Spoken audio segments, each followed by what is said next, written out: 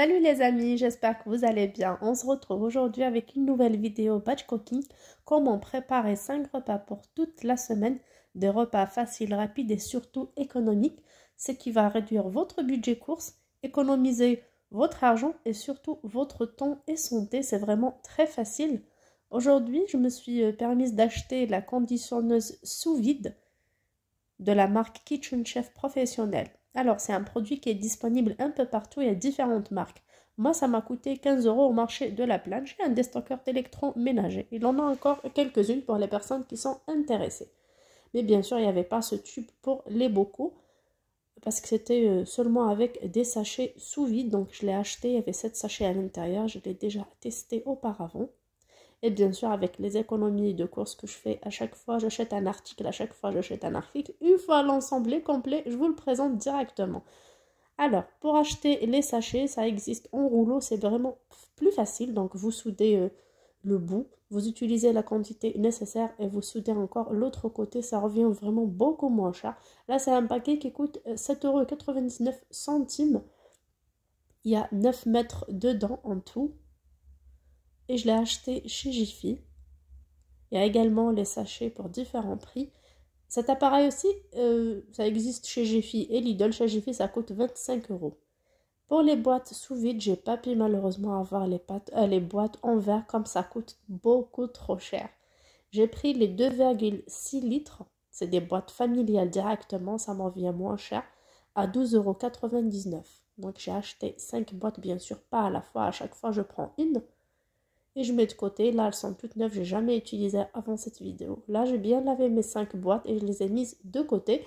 Et on passe directement en cuisine pour nos 5 recettes. Bien sûr, des recettes qui auront pour pas mal d'entre elles une seule base. Pour une seule base, je prépare 3 repas. Là, dans le bas d'une couscoussière ou une marmite, je fais bouillir de l'eau avec un cube de bouillon fines herbes, spécial pâte et du sel. Et directement, j'ajoute 250 g de riz normal.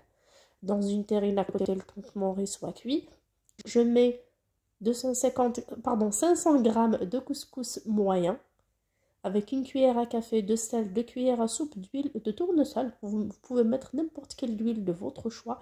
Je graisse comme ça les grains, je frotte un peu entre mes doigts avant de mouiller, avant de couvrir avec de l'eau bouillante. Une fois mon riz cuit, bien sûr, j'ai préparé en même temps une casserole d'eau bouillante à côté comme j'ai seulement 2 feux.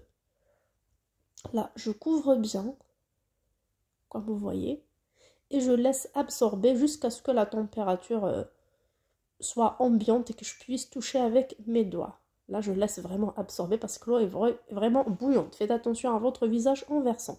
Pour ce qui est des fèves que j'ai achetées, donc la dernière fois, vous l'avez tous vu, donc on coupe les deux côtés et on enlève les deux bouts.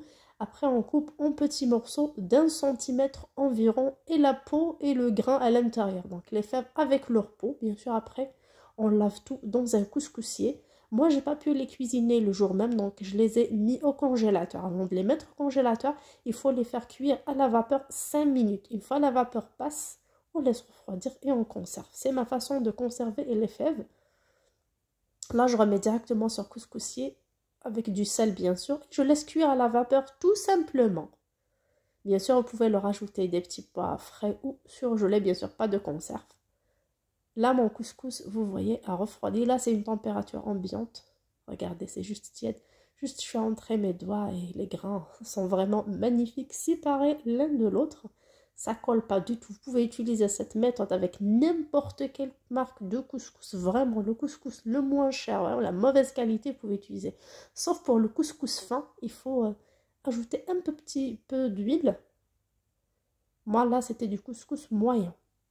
Pour ma soupe aux légumineuses, j'ai mis un verre de pois chiches trempés, un verre de 150 ml de lentilles telles qu'elles sont, pas trempées, 2 oignons, un bouquet de coriandre, persil, 4 carottes moyennes que j'ai coupées seulement en deux et une cuillère à café de margarine ou de beurre que vous pouvez tout simplement remplacer par de l'huile.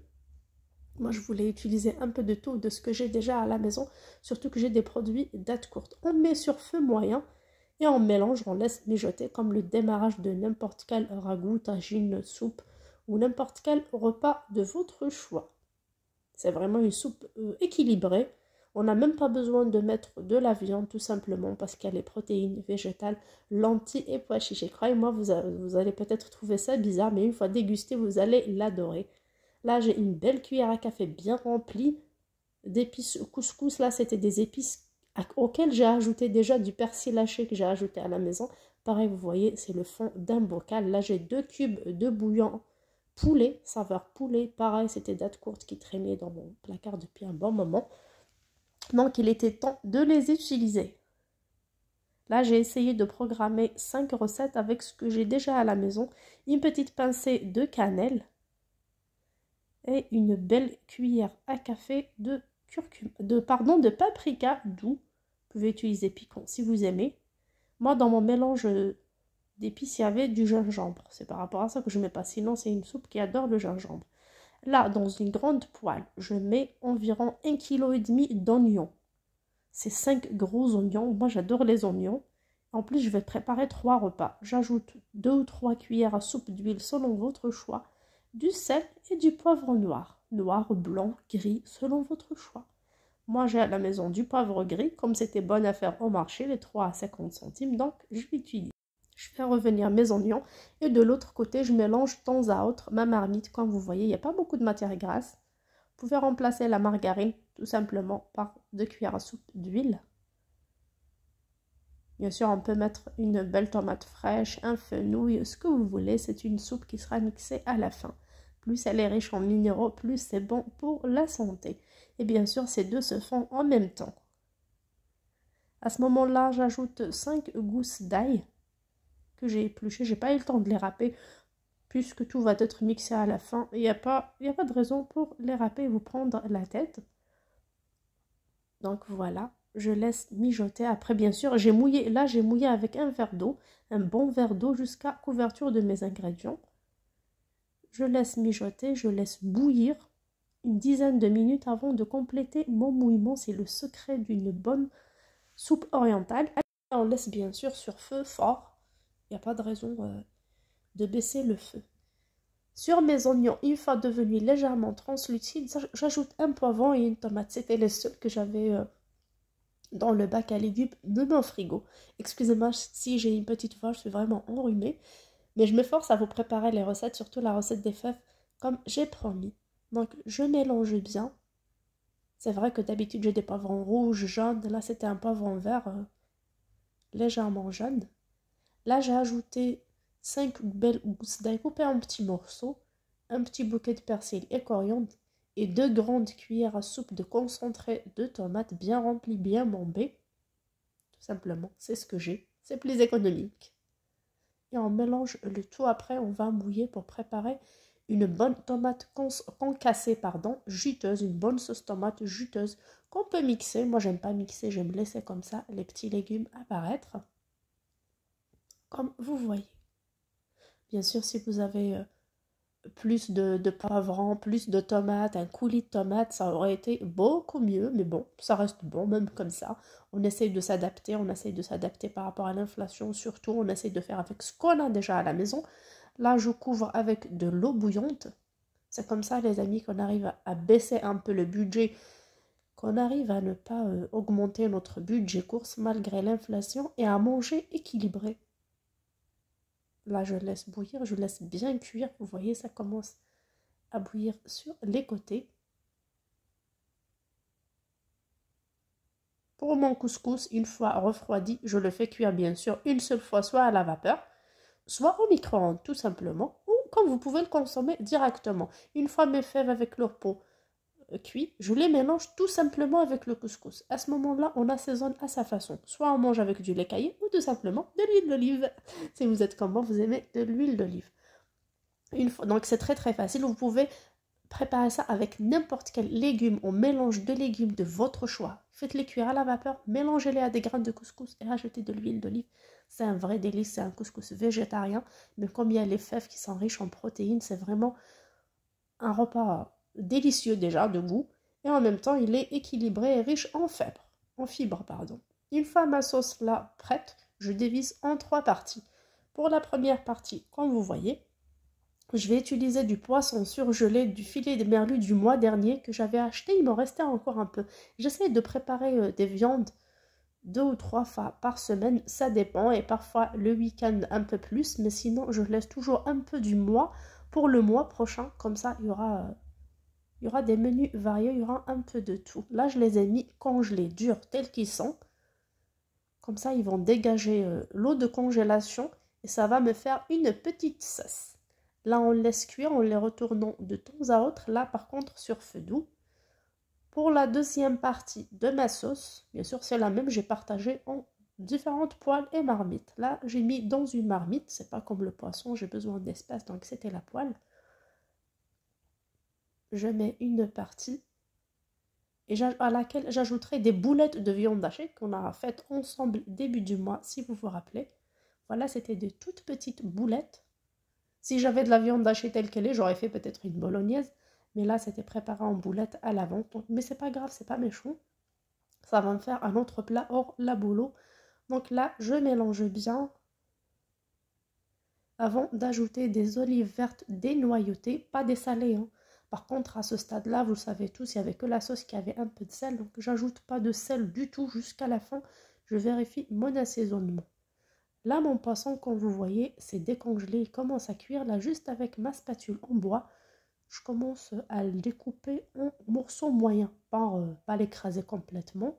Et je ne peux pas non plus le laisser en gros filet parce que déjà, ça va être compliqué pour le partager. On est 5 et il n'y a que 4 tranches.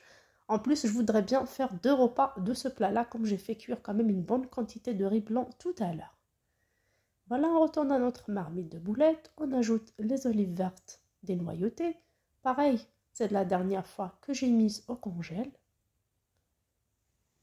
Là, ce mois-ci, comme on arrive à la fin du mois et qu'il n'y a pas trop de légumes dans mon frigo ni mon placard, donc directement, j'utilise ce que j'ai déjà, bien sûr, mis de côté.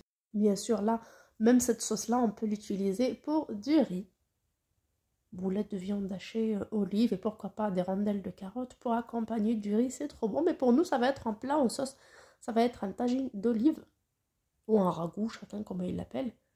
Là, je commence à éplucher 4 grosses pommes de terre, vraiment de belles pommes de terre. Comme vous voyez, là, j'ai mouillé jusqu'à hauteur de mes ingrédients et j'ai laissé un peu de place pour mes pommes de terre. Là, ça va me faire environ un repas et demi, sachant qu'il y a toujours dans la semaine, le 6e jour, une fois où on mange, pas forcément le 6e jour, une fois où on mange le reste de 2 jours. Là, ça commence à bouillir. En ce moment, j'ai déjà épluché, coupé, lavé mes pommes de terre. Vraiment, là, j'ai eu 2 bols de pommes de terre, c'est vraiment important. Je me suis dit, c'est dommage, j'ai pas préparé des carottes. Je suis partie d'une base de sauce tomate, mais bon, comment je vais faire pour mes carottes? Mais bon, il y a une bonne idée pour ma soupe. J'avais mis 4 carottes, donc je piquerai 2 que je couperai en rondelles. Pour la troisième partie, je la laisse chauffer sur le feu. J'ajoute pas de l'eau. Et j'avais dans mon frigo une petite boîte de spaghettis qui traînait. Là, ça va pas faire un plat, je vais pas mentir. Ça va pas faire un plat pour toute la famille. Donc ce sera peut-être que pour les enfants. Et moi et mon mari, on a un peu de raclette dans le frigo peut-être. On va la finir avec un peu de salade ou on prendra d'un autre plat, peu importe. Là, déjà, ces spaghettis, ça allait tourner, ça traîne quand même depuis samedi dernier, mais bon, ils sont en bon état, j'ai goûté. Donc, il n'y a pas de souci. Comme j'avais fait beaucoup, je ne sais pas comment j'ai fait ça, j'avais fait beaucoup. On a mangé des pâtes au fromage. Il m'en restait quand même pas mal, du coup, j'ai utilisé cette sauce-là pour avoir des spaghettis napolitaines. Et en même temps, j'avais 2 steaks panés, 2 steaks de dinde panés et 2 cordons bleus dans le congélateur qui date, je pense, d'octobre ou novembre. Hein. C'était des produits que j'ai acheté avec vous pour les personnes qui me suivent depuis un bon moment. Là, je mets juste un peu d'huile dans ma poêle, je ne mets pas trop. Et je ramène mes 2 steaks de dinde. Je vais les faire cuire, puis les découper en morceaux. Bien sûr, pour accompagner, pour qu'il y ait un peu de viande dans mes spaghettis. Pas forcément, hein, vous n'êtes pas obligé, mais moi, le fait de les voir traîner, à chaque fois, ça m'empêche de conserver autre chose. Et il n'y a que 2 tranches, ça ne va pas suffire pour toute la famille. Je me suis dit, je vais les présenter cette fois-ci comme ça avec des pâtes et les couper en petits morceaux. Là, mon ragoût est en train de cuire tranquillement. En même temps, tout ça, la poêle du poisson des escalopes à côté et le tagine de l'autre côté. Et les autres premiers plats déjà préparés, je les ai laissés refroidir. Là, j'ai mixé ma soupe, bien sûr. Après avoir piqué mes 2 carottes, j'ai bien mixé. Vous voyez, quand il y a des légumineuses à l'intérieur, ça nous donne une soupe épaisse. Et bien sûr, je vais la conserver comme ça. Je ne vais pas ajouter de l'eau, sachant qu'elle est vraiment épaisse. Comme ça, le jour où on veut manger, je prends une partie et j'ajoute de l'eau. Bien sûr, je rectifie ça du poivre, c'est très facile. On ajoute un peu à la fin. Voilà, pour mon ragoût, il me fallait un petit peu d'eau. J'ai ajouté.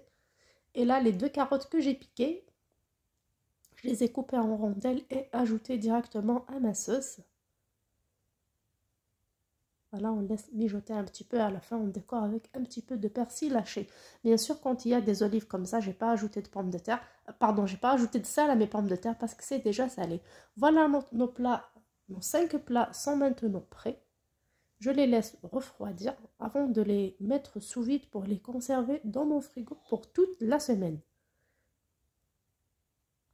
Bien sûr, la conservation se fait directement après refroidissement complet. Là, j'ai placé mon tube dans l'appareil. Pour les sacs, c'est directement, on pose sur cette bande-là et c'est fait facilement.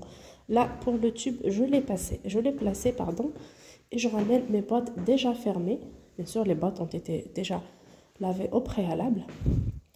Là, je ferme bien. Vous voyez, je ferme bien avant de poser mon tube dessus pour absorber tout l'air et mettre en conservation sous vide. Là, c'était le riz et le poisson. J'ai oublié de vous dire, pour le riz blanc, je l'ai nappé de toute la sauce et le poisson que j'ai déjà préparé avec vous en sauce tomate. Là, je mets directement le tube et j'appuie sur conservation. Bien sûr, on a le choix entre produits secs et produits humides. Là, c'est un produit humide comme il y a de la sauce. Donc, directement, je mets en conservation. Comme vous voyez, le bouton aspirer. Ça fait un petit peu de bruit, mais bon, là, c'est aspirer. On aspire. Et là, vous allez remarquer que le couvercle au milieu descend un peu vers le bas. Donc, vraiment, ça aspire très, très bien. Franchement, ces boîtes en plastique sont vraiment très, très bien finalement. Et bien sûr, avant de vous montrer ça, j'ai ouvert une le lendemain. J'ai vérifié, le goût n'a pas changé. Là, ça s'est enlevé. Regardez, j'ouvre, je teste. Et c'était pas bien fait. J'étais dégoûtée, je me suis dit, mais où est la faille? J'ai essayé sur un autre plat et ça a marché. Et finalement, la boîte était trop remplie de nourriture, comme vous voyez. J'ai enlevé un petit peu de nourriture et ça a vraiment très bien marché. Vous voyez? Cette fois-ci, le couvercle est bien soudé à la boîte. Elle est vraiment très bien fermée, elle reste comme ça. Et si vous avez besoin de consommer, vous prenez la quantité que vous voulez, vous fermez, aspirez à nouveau et remettre au frigo. Il n'y aura aucun problème. Là, j'ai fait pour 2 kg de farine, comme vous voyez, pas mal de pain. Le pain à la poêle que je vous ai déjà partagé la dernière fois. Je vous laisserai la recette à nouveau si vous voulez pour les personnes qui ne l'ont pas vue. Et bien sûr, comme je préparais tous ces plats, je n'ai pas eu le temps ni de place pour le faire cuire à la poêle. Donc, je les ai mis pour une moitié directement au four. Et pour l'autre moitié, pareil, c'est la même recette, mais j'ai badigeonné d'un peu d'œuf battu et décoré de sésame et une partie de quelques petites pépettes de chocolat. Donc ça va être consommé comme brioche, mais bien sûr pas trop sucré. Il faut ajouter de la confiture, de la pâte à tartiner. Ou si vous êtes en régime, ça sera très bien comme ça. Donc tout ça, ça sera du pain pour le repas et petit déjeuner de toute la semaine aussi. Sur ce, j'espère que ma vidéo vous a plu. N'hésitez pas à m'en dire en commentaire si vous avez aimé. Et à très bientôt sur ma chaîne. Ciao!